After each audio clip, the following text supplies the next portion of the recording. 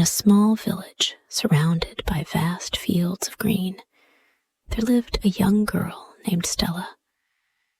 Her hair shone like the soft glow of the sun, golden and warm, and her face always had a gentle smile.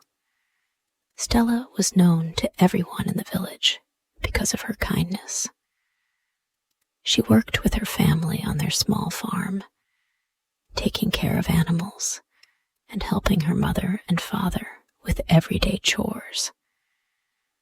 The village was peaceful and quiet, and the meadow nearby was a place of beauty, with colorful flowers blooming at every turn. Every morning, Stella would wake up early, step outside, and take in the fresh air. The scent of wildflowers and fresh grass filled the air, making her feel at peace with the world. Her life was simple, but she loved it.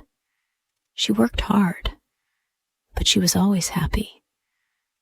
The people in the village loved her because she always took time to help others, whether it was by helping an elderly neighbor with their groceries or offering a kind word to someone who was feeling down. The meadow was Stella's favorite place. She would often walk there alone, listening to the songs of birds and watching rabbits and deer play in the grass. She felt at home in the meadow, surrounded by the beauty of nature. The villagers often spoke about Stella, saying that there was something special about her, something that made her shine brighter than the sun itself. But the one person who noticed Stella the most was Prince Leo. He was the young prince of a nearby kingdom, and although he lived in a grand castle, he spent much of his time away from the palace, walking through the villages and talking to the people. Leo was not like his mother, Queen Alara. While she was concerned with power and beauty, Leo cared about people and their happiness. One day, during the village's annual festival, Leo saw Stella for the first time. She was dancing in the square, her golden hair sparkling in the sunlight. Her laughter was like music, and the way she moved was graceful and free. Leo watched her from a distance, fascinated by how she made everything around her seem brighter. He had never seen anyone quite like her before. After the festival, Leo decided to talk to her. He found Stella by the edge of the meadow, where she was picking flowers for the village. She looked up when she saw him approach, her face lighting up with a smile. "Hello, Your Highness." She greeted him politely, but there was no fear in her voice. She treated him as if he were just another person, not someone with a crown and a title. Leo smiled back, feeling a warmth he had not felt before. "You have a beautiful smile," he said, his voice soft but sincere. Stella's cheeks flushed slightly, and she looked down at the flowers in her hands. "Thank you, Prince Leo. The flowers in the meadow are beautiful this time of year, don't you think?" They talked for hours, and the more they spoke, the more Leo felt drawn to her. It wasn't just her beauty that captivated him. It was the kindness in her eyes, the way she spoke to him like an equal. not someone above her. Not far from the village, in a grand castle built high on a hill, Queen Elara stood before her mirror, admiring herself. The queen was beautiful. There was no doubt about it. Her long, dark hair flowed like silk down her back, and her sharp, blue eyes shone with confidence. Her skin was flawless, and her lips were painted the color of roses. Every day, she asked her magical mirror the same question. Mirror, mirror, on the wall, who is the fairest of them all?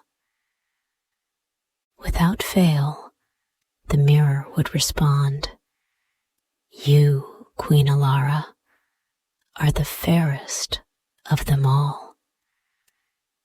The queen would smile, satisfied with the answer. But one day, when she asked the mirror the same question, the answer was different. Your beauty is unmatched, my queen, but there is one who is more beloved than you. Her name is Stella, and she is loved by all who meet her. Queen Elara's smile faded. She had never been told that anyone could be loved more than her. Her beauty had always been her greatest strength. How could a simple village girl, who had no riches, no title, and no power, be more loved than she was? The queen's anger grew, and she became fixated on Stella. Every day, she demanded to know more about her. The mirror showed her Stella's kindness, how the villagers loved her, and how the animals in the meadow trusted her. The queen could not stand it. How could someone so ordinary steal her thunder? Queen Elara's jealousy only deepened as she learned more about Stella. She could not understand why people loved her so much. Was it her kindness? Was it the way she made everyone feel important? The queen spent hours gazing at the mirror, trying to find a way to destroy Stella's reputation, to remind the people of her beauty and power. I will not let this girl take what is rightfully mine, Queen Elara muttered to herself one evening as she stood before the mirror. Her mind raced, thinking of ways to remove Stella from the picture. If people loved her for her kindness, then she would show them who was truly powerful. But how? As the queen sat in her chamber, she began to devise a plan, one that would ensure Stella could never stand in her way again. Prince Leo's feelings for Stella grew stronger with each passing day. He began to visit the village more often, under the guise of helping with the harvest or talking to the villagers. But the truth was, he just wanted to be near Stella. He would find her by the edge of the meadow, watching the animals or picking flowers. They would talk for hours about everything and nothing. Leo found himself opening up to her in a way he had never done with anyone before. He told her about his dreams of living a life of freedom, far away from the pressures of the royal court. Stella listened patiently, her smile gentle and understanding. She shared her own dreams, too, of one day living in a cottage by the meadow, surrounded by animals and flowers, away from the chaos of the world. As they spent more time together, Leo found himself falling deeply in love with Stella.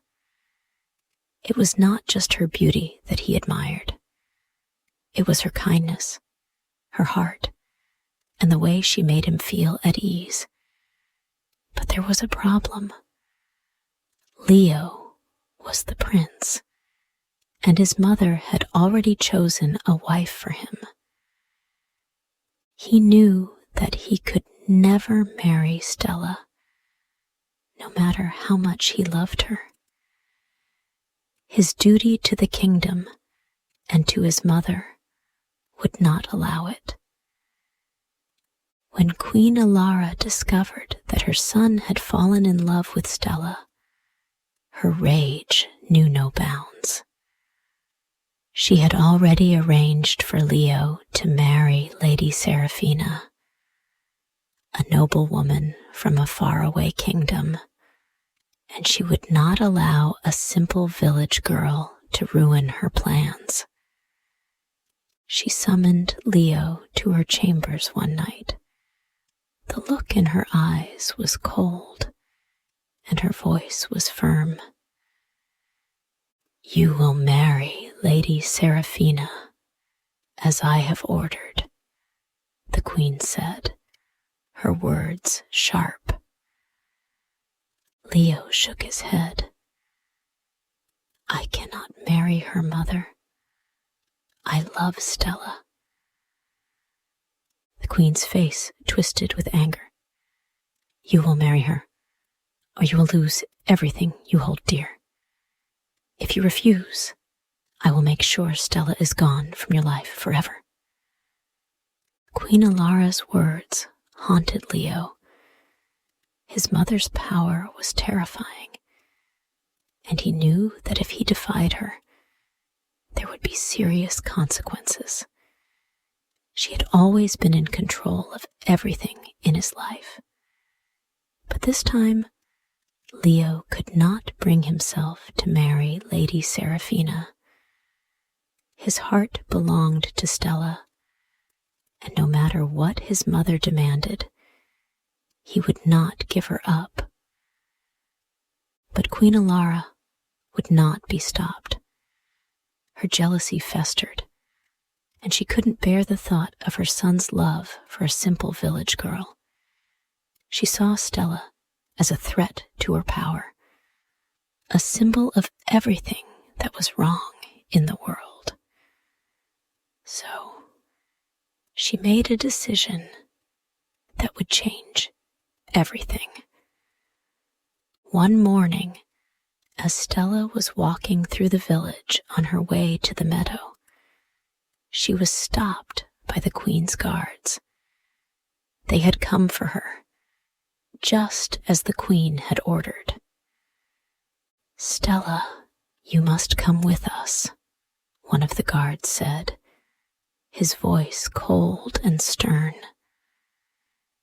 Stella was shocked. "What do you mean? Why am I being taken?" The guard did not answer. He simply grabbed her arm, pulling her along with the others. Stella struggled, but there was nothing she could do.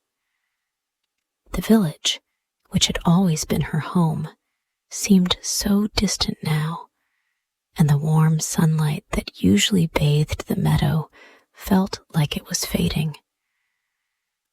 When they arrived at the palace, the queen was waiting. Her eyes gleamed with cold satisfaction as she looked at Stella. "You have become a problem girl," Queen Alara said, her voice dripping with disdain. "You have stolen my son's heart, and now you will pay the price." Stella's heart pounded in her chest, but she stood tall, looking the queen in the eye. "I have done nothing wrong. I only loved him. and he loves me." "You are nothing," the queen sneered. "You will never be a part of his world. Take her away."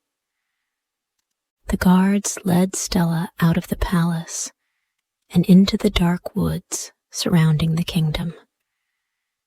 They left her there, alone in the cold and unfamiliar forest.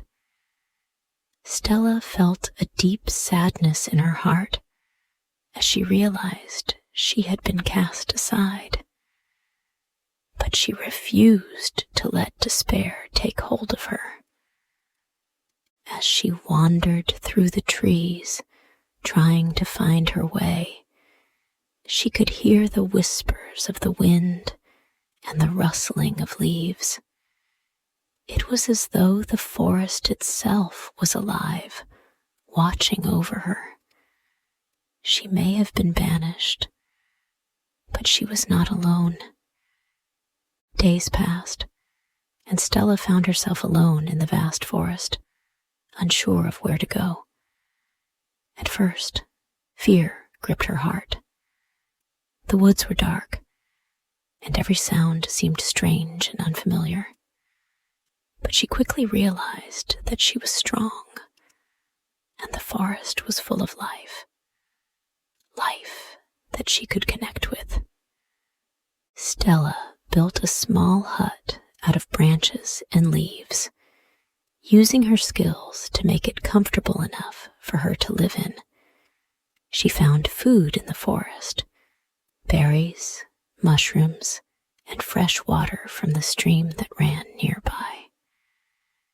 She learned the ways of the animals, how to communicate with them, and how to live in harmony with nature.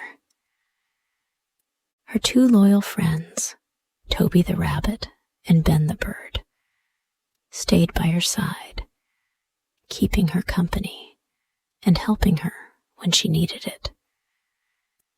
Toby would hop along the forest floor, bringing her fresh herbs and plants, while Ben would fly high above the trees, scouting the area and watching out for any danger.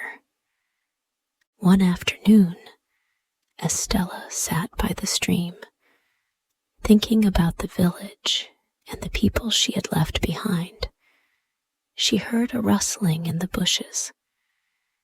She looked up to see a man standing before her, dressed in simple clothes, with a kind smile on his face.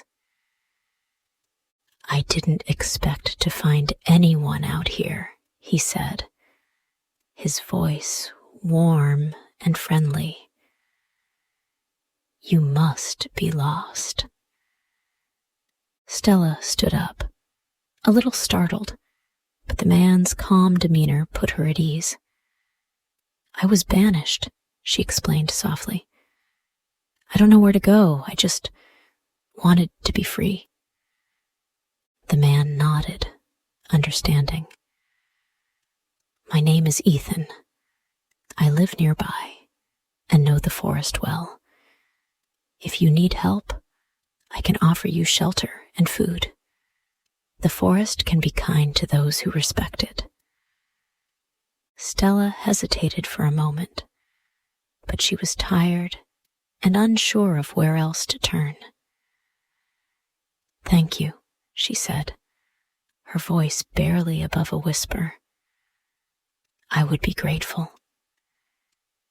Ethan led her to his small cottage, hidden deep within the forest. It was simple, with a fireplace and a small garden where he grew herbs and vegetables. He told her that he had been living in the forest for many years, having chosen a life away from the kingdom and its troubles. "You're welcome to stay here as long as you need," he said, offering her a seat by the fire. "The world outside may be cruel, but here we live by our own rules." Stella felt a sense of comfort and peace that she hadn't felt in a long time. For the first time since she had been cast out, she felt safe again. Meanwhile, Prince Leo had not stopped thinking about Stella since she had disappeared. His heart ached with every passing day as he searched for her in every corner of the kingdom. He questioned the villagers, asking if they had seen her, but no one knew where she had gone. His mother, of course, lied to him, claiming she had no idea where Stella was. But Leo didn't believe her. He could feel deep down that his mother had something to do with Stella's disappearance. He had already seen her cruelty, and now he feared that Stella was suffering because of her. Determined to find her, Leo set out on his own, leaving the palace and riding through the kingdom with only his horse for company. He knew the forest well and hoped that Stella might have found refuge there. After days of searching, he finally found the forest's edge. He entered, calling her name, hoping she would hear him. But the forest was silent, save for the rustling of leaves in the breeze. Leo pressed on, following a narrow path he thought might lead him deeper into the woods. He was about to give up when he heard a familiar voice. He turned quickly, and there, sitting by a stream, was Stella. She looked different, stronger, freer, but the same kindness was in her eyes. Leo dismounted his horse and rushed to her side. "Stella," he said, his voice filled with relief. "I've been searching for you. I couldn't live without knowing you were safe." Stella looked up, her heart racing. "Leo, you shouldn't be here. It's too dangerous." "I don't care about danger," he said softly, kneeling beside her. "I care about you. I love you, Stella. I've always loved you." Tears welled up in Stella's eyes as she looked at him. "But the Queen, she will never allow us to be together. She will stop at nothing to keep us apart." Leo shook his head. "I don't care about my title or my mother's wishes. I want to be with you, Stella, forever." The days that followed were filled with both joy and sadness. Leo and Stella spent every moment together, but the reality of their situation hung heavily between them. The Queen would never accept their love, and Leo knew he had to make a choice. He could stay and fight for Stella, but that would mean going against his mother and everything he had been taught. But as Leo looked into Stella's eyes, he knew there was only one path forward. He couldn't live without her. They spoke of their future, a life away from the palace and the Queen's cruelty. They talked of building a home together in the village, living a simple, peaceful life. In time, with the support of the villagers, Leo made his decision. He would leave the palace, leave his title behind, and marry Stella. Together, they would build a new life, one full of love and kindness.